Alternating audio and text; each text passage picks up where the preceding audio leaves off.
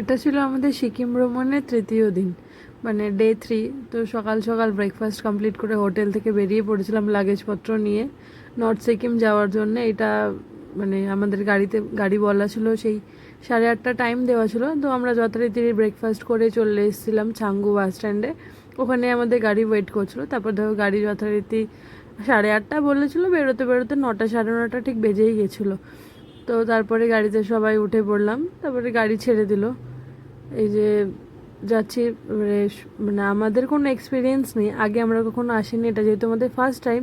তো সবার কাছে শোনা বা গাড়িতে আমাদের সাথে যারা সহযাত্রী ছিলেন ওনাদের থেকেও শুনেছি যে নর্থ সিকিম নাকি অনেকটা দুর্গম, মানে দুর্গম রাস্তা। তো সবাই বলছিল যে রাত হয়ে যাবে পৌঁছাতে পৌঁছাতে, সত্যিই তাই হয়েছিল।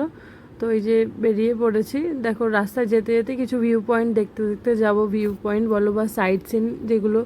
তবে আমরা বেশ কিছু স্কিপ করেছিলাম, কারণ যেহেতু রাত হয়ে যাবে আর ওই বন্যার পরে আমাদের নর্থ সিকিমের রাস্তাঘাট নাকি আরও খারাপ হয়ে গেছে যেহেতু, তো সেই জন্যে আমরা অনেক পয়েন্ট স্কিপ করেছিলাম। এই যে বলতে বলতে একটা সাইড সিনে আমরা দাঁড়িয়ে পড়েছিলাম, গাড়ি আমাদের কিছুটা আগেই নামিয়েছিল। ওখানে যার যা টয়লেট করার করে টোরে, ওই যে সামনে একটা ওয়াটারফলস আছে, তো ওইখানেই আমরা যাচ্ছি।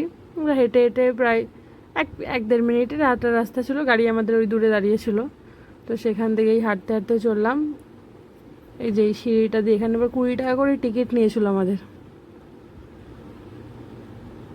এখানে ফ্রি টয়লেটও ছিল, মানে যারা যাচ্ছে এখানে ফ্রি টয়লেট, মানে এখানে কোনো পয়সা নিচ্ছে না।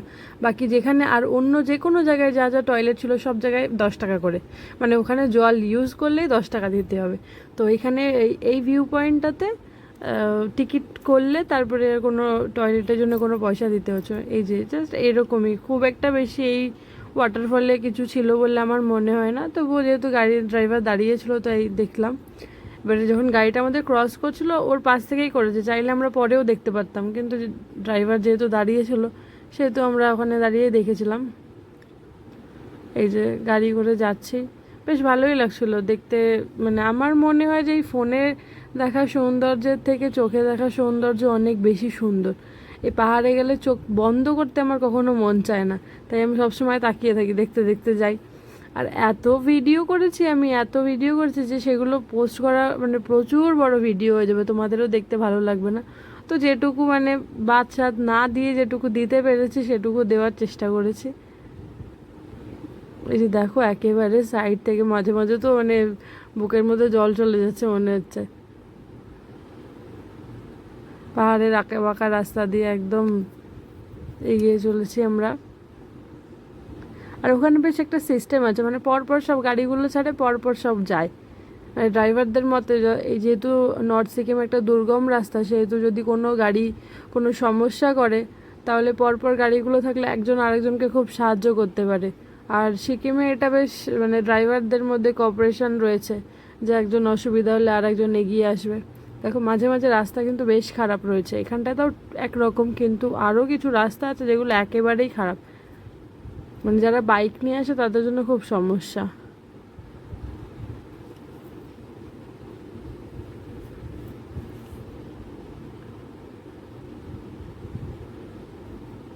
এখানটাতেও তো ঠিক আছে, আর এরপরে বৃষ্টি বৃষ্টি হয়ে কিছু কিছু জায়গায় এত কাদা হয়ে যাচ্ছে, মানে সে গাড়ির চাকা আটকে যাওয়ার মতো অবস্থা হয়ে গেছিলো।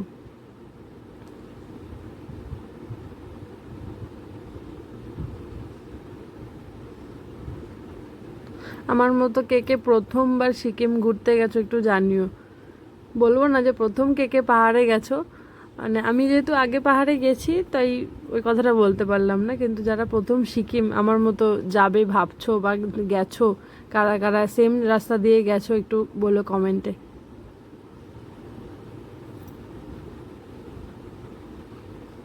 আমরা যাওয়ার দিন যেহেতু এই মঙ্গানের রাস্তাটা বন্ধ ছিল, তো অন্য রাস্তা থেকে আমাদের নিয়ে গিয়েছিল।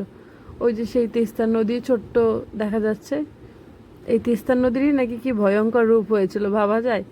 দেখো কত সুন্দর শান্ত, আর কতটুকু অল্প জায়গার মধ্যে সেই নদী নাকি মানে রুদ্র রূপ ধারণ করেছিল।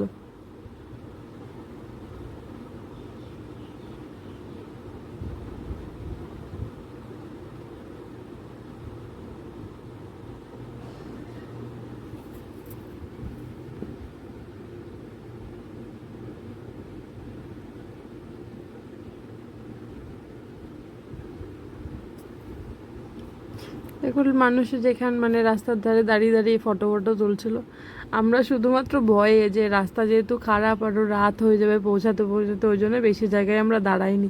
তবুও সেই আমাদের রাত যদিও হয়েই গেছিলো।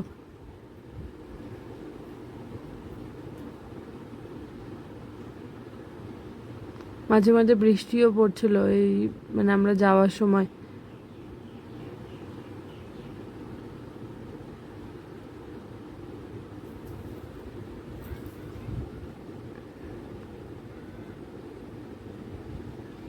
আর ওয়েদারটা এত সুন্দর, মানে পাহাড়ি ওয়েদার, মাঝে মাঝে মেঘ করে বৃষ্টি হয় আবার কখনো রোদ ওঠে। কিন্তু এই যেদিন আমরা নর্থ সিকিম যাচ্ছিলাম এদিন ওয়েদারটা একদম নরম, মানে মেঘ মেঘ হালকা মেঘলা মেঘলা ছিল, কিন্তু বৃষ্টি মানে বৃষ্টি তেমন হয়নি, অল্প হয়েছে, কিন্তু ওয়েদারটা একদম মানে ওয়ার্ম ছিল যেটাকে বলে।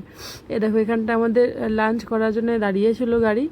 দেখো মানে এগুলো ছোট ছোট হোটেল, কিন্তু এর সেই বসা মানে চেয়ার টেবিলগুলো একটু দেখো, সব গাছের গুঁড়ি দিয়ে। আর এই জানলাটা থেকে মানে ওই নদীটাকে দেখতে এত ভালো লাগছিল, আর জলের যে একটা আওয়াজ, সেই আওয়াজটা বেশ মানে অনুভব করা যাচ্ছিলো ওখানে। মনে হচ্ছে না আমরা হোটেলে ওই জানলা থেকে অনেকক্ষণ দাঁড়িয়ে দাঁড়িয়ে দেখেছি। তারপর আমাদের খাওয়া দাবার দিল, আমাদের লাঞ্চে দিয়েছিল, ওটা প্যাকেজের মধ্যেই ছিল, ভাত দিয়েছিল, একটা সবজি আর ডাল আর ডিমের তরকারি দিয়েছিল। তো ওখান থেকে খাওয়া লাঞ্চ করে বেরিয়ে পড়লাম। আবার 1টা 1:30 নাগাদ আমাদের লাঞ্চের জন্য দাঁড়িয়েছিল। এই যে দেখো রাস্তার কাজ হচ্ছে, রাস্তা ভয়ঙ্কর অবস্থা।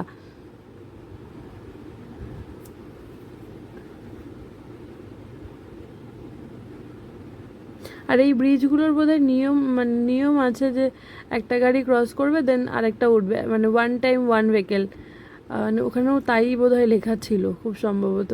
আর এই সিকিমে গিয়ে আমি একটা জিনিস দেখেছি যে মানে বর্ডার রোড অর্গানাইজেশনের যেহেতু রাস্তাগুলো, তো সব জায়গায় এত সুন্দর সুন্দর হেডিং দেওয়া বা মানে এমনভাবে লেখা, ওই লেখাগুলো তুমি পড়লে মনে হবে যে একটা মজার ছলে মানুষকে একটা সাবধানতা। বেশ লাইনগুলো এত সুন্দর সুন্দর ছিল,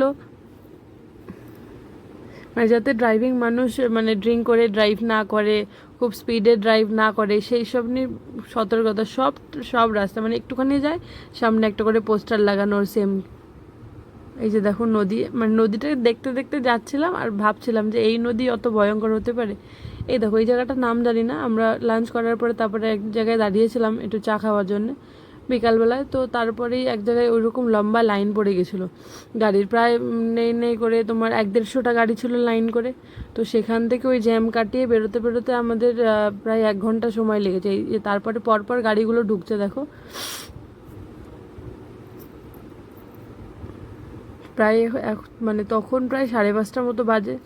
সেই সময় আমরা যাচ্ছি, তখনও চুংথাং পৌঁছায়নি, চুংথাং চেকপোস্টে। আমরা প্রায় চুংথাং চেকপোস্টে পৌঁছাতে পৌঁছাতে আমাদের 7টা বেজে গেছিলো, বা 7টা না বাজলেও 6:30 তো বেজেছিলো, অন্ধকার হয়ে গেছিলো পুরো।